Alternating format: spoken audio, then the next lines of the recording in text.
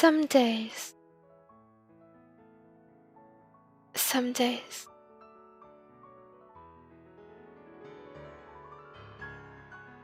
She loves bedtime story, the cutest thing ever. Yeah, she loves. She's sleepy, laying next to mommy.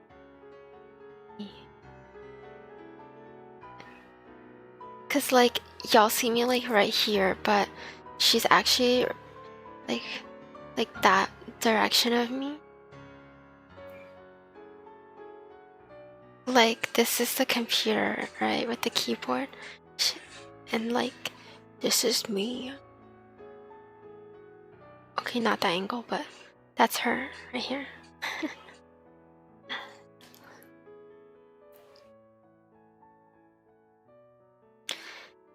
He sat down straight, tallied the points, and said, "The game goes to me." I thought Mr. D was going to vaporize Karen right out of his wheelchair, but he just sat through his nose, as if he were used to being beaten by the Latin teacher. He got up, and Grover rose too. "I'm tired," Mr. D said. "I believe I'll take a nap before the sing-along tonight. But first, Grover, we need to talk again about your less-than-perfect performance on this assignment." Grover's face beaded with sweat. "Yes, sir." Mr. D turned to me. "Cabin 11, Percy Jackson, and mind your manners." He swept into the farmhouse, Grover following miserably. "Will Grover be okay?" I asked Karen. Karen nodded, though he looked a bit troubled. "Well, Dionysus isn't really mad. He just hates his job. He's been, grounded, I guess you would say, but he can't stand waiting another century before he's allowed to go back to Olympus." "Mount Olympus," I said. "You're telling me there really is a palace there?" "Well now, there's Mount Olympus in Greece, and then there's the home of the gods, the convergence points of their powers, which did indeed used to be on Mount Olympus. It's still called Mount Olympus out of respect to the old ways, but the palace moves, Percy, just as the gods do." "You mean the Greek gods are here, like in America?" "Well, certainly. The gods move with the heart of the West." "The what?" "Come now, Percy, what you call Western civilization. Do you think it's just an abstract concept? No, it's a living force, a collective consciousness that has burned bright for thousands of years. The gods are part of it. You might even say they are a source of it, or at least they are tied so tightly to it that they couldn't possibly fade. Not unless all of Western civilization were obliterated. The fire started in Greece.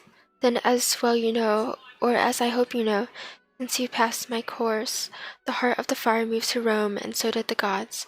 Of different names, perhaps, Jupiter for Zeus, Venus for Aphrodite, and so on, but the same forces, the same gods. And then they died." "Died? No. Did the West die? The gods simply moved to Germany, to France, to Spain, for a while. Wherever the flame was brightest, the gods were there. They spent several centuries in England. All you need to do is look at the architecture. People do not forget the gods. Every place they've ruled for the last 3,000 years, you can see them in paintings, in statues, on the most important buildings. And yes, Percy, of course they are now in your United States. Look at your symbol, the eagle of Zeus. Look at the statue of Prometheus in Rockefeller Center, the Greek facades of your government buildings in Washington. I defy you to find any American city where the Olympians are not prominently displayed in multiple places. Like it or not, and believe me, plenty of people weren't very fond of Rome either.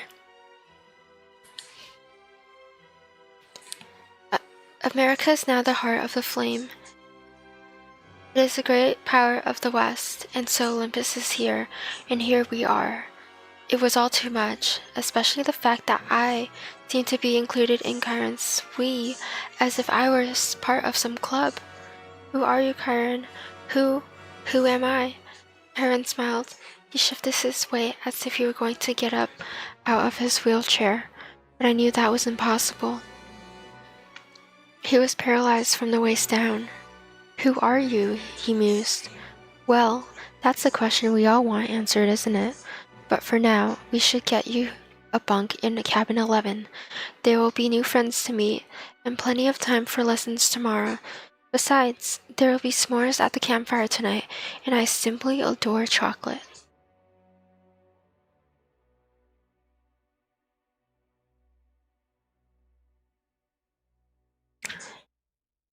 And then he did rise from his wheelchair, but there was something odd about the way he did it. His blanket fell away from his legs, but the legs didn't move. His waist kept getting longer, rising above his belt.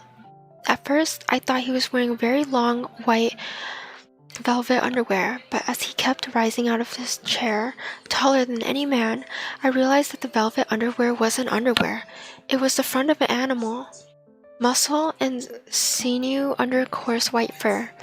And the wheelchair wasn't a chair. It was some kind of container.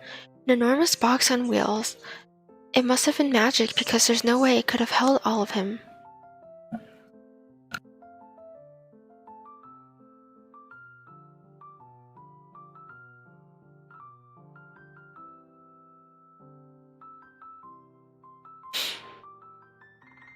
A leg came out long and knobby-kneed, with a huge polished hoof, then another front leg, then hindquarters, and then the box was empty, nothing but a metal shell with a couple of fake human legs attached. I stared at the horse who had just sprung from the wheelchair, a huge white stallion. But where its neck should be was the upper body of my Latin teacher, smoothly grafted to the horse's trunk. "What a relief," Centaur said. "I'd been cooped up in there so long, my fetlocks had fallen asleep. Now, come Percy Jackson, let's meet the other campers." Wow.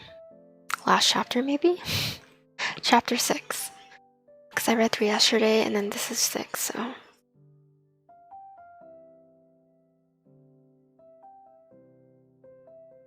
I become Supreme Lord of the Bathroom. Chapter 6. Once I got over the fact that my Latin teacher was a horse, we had a nice tour, though I was careful not to walk behind him. I'd done Super Pooper Scooper Patrol in the Macy's Thanksgiving Parade a few times, and I'm sorry, I do not trust Kyron's back end the way I trusted his front. We passed the volleyball pit. Several of the campers nudged each other. One pointed in the Minotaur horn I was carrying. Another said, "That's him." Most of the campers were older than me. Their satyr friends were bigger than Grover, all of them trotting around in orange Camp Half-Blood t-shirts with nothing else to cover their bare, shaggy hindquarters.